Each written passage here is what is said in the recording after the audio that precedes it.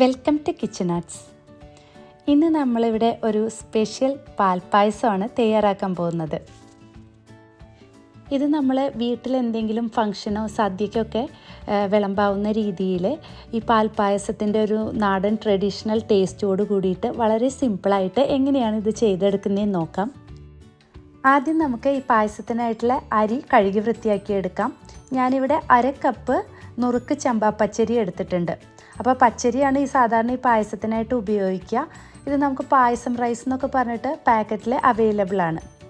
അത് കഴുകി വൃത്തിയാക്കി നമുക്ക് മാറ്റി വയ്ക്കാം. അടുത്തതായിട്ട് ഞാനിവിടെ 1 ലിറ്റർ പാൽ എടുത്തിട്ടുണ്ട്. ഇപ്പോൾ ഫുൾ ഫാറ്റ് മിൽക്കാണ് നമ്മൾ ഇതിലേക്ക് ഉപയോഗിക്കുന്നത്. അപ്പോൾ നമുക്ക് പായസം തയ്യാറാക്കാം. അതിനായിട്ട് ആദ്യം ഞാൻ ഈ കുക്കറിലേക്ക് ഒരു 1/4 ഗ്ലാസ് വെള്ളം ഒഴിച്ചു കൊടുക്കുന്നുണ്ട്. ഇപ്പോൾ നമ്മളിവിടെ ഫുൾ ഫാറ്റ് മിൽക്കാണ് ഉപയോഗിക്കുന്നത്, അതുപോലെ കുക്കറിലാണ് തയ്യാറാക്കുന്നത്. അപ്പോൾ ഇനി അടി പിടിക്കാതിരിക്കാനൊക്കെ ആയിട്ട് കുറച്ച് വെള്ളം ചേർത്ത് കൊടുക്കുന്നത് നല്ലതാണ്. അതിനുശേഷം അതിലേക്ക് ഞാൻ ഈ 1 ലിറ്റർ പാലും ചേർത്ത് കൊടുത്തിട്ടുണ്ട്. ഇനി ഈ പാലൊന്ന് ചെറുതായിട്ട് ചൂടായിട്ട് വരട്ടെ. ആ സമയത്ത് നമുക്കിതിലേക്ക് പഞ്ചസാര ചേർത്ത് കൊടുക്കണം. ഇപ്പോൾ ഞാനിവിടെ 1 ലിറ്റർ പാലിലേക്ക് ഏകദേശം 1 കപ്പ് പഞ്ചസാര തന്നെയാണ് ചേർക്കുന്നത്. ഈ 1 കപ്പ് പഞ്ചസാര അത്യാവശ്യം നല്ല മധുരം ഉണ്ടായിരിക്കും. ഇനി നമുക്ക് ഇത്രയും മധുരം വേണ്ട, ഒരു മീഡിയം മധുരം മതിയെങ്കിൽ ഒരു 2 ടേബിൾ സ്പൂണൊക്കെ ഇതിന്ന് കുറച്ചിട്ട് ചേർത്ത് കൊടുത്താൽ മതി. ഇനി ഈ പഞ്ചസാരയൊക്കെ ഇതിലേക്ക് നന്നായിട്ട് അലിഞ്ഞ് ചേരാനായിട്ട് നമുക്കിത് നല്ലപോലെ ഒന്ന് ഇളക്കി കൊടുക്കാം.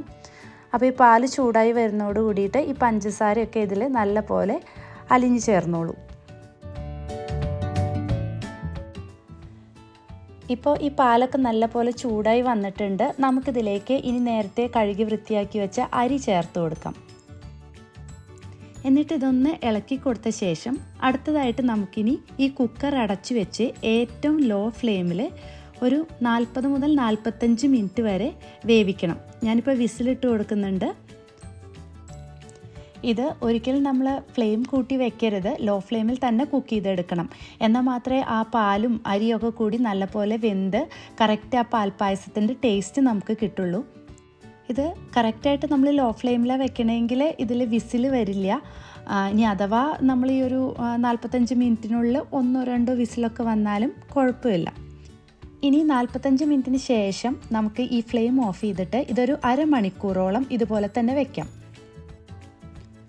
ഇപ്പോൾ ഇതാ അരമണിക്കൂറിന് ശേഷം ഞാനിപ്പോൾ ഇതൊന്ന് തുറന്ന് നോക്കുകയാണ്. ഇപ്പോൾ നമ്മുടെ പാലും അതുപോലെ ഈ അരിയൊക്കെ കറക്റ്റായിട്ട് വെന്ത് മിക്സായി വന്നിട്ടുണ്ട്. ഇത് അത്യാവശ്യം നമുക്ക് തിക്കായിട്ട് തന്നെ കിട്ടിയിട്ടുണ്ട്.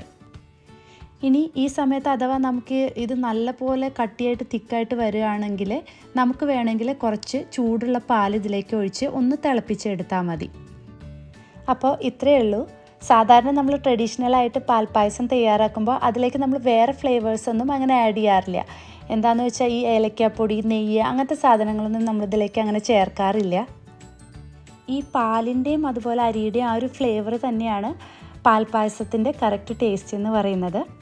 അപ്പോൾ ഇത് വെറും 3 ഇൻഗ്രീഡിയൻസ് ഉപയോഗിച്ച് വളരെ എളുപ്പത്തിൽ തയ്യാറാക്കി എടുക്കാൻ പറ്റുന്ന നല്ല ടേസ്റ്റി ആയിട്ടുള്ളൊരു പായസമാണ്.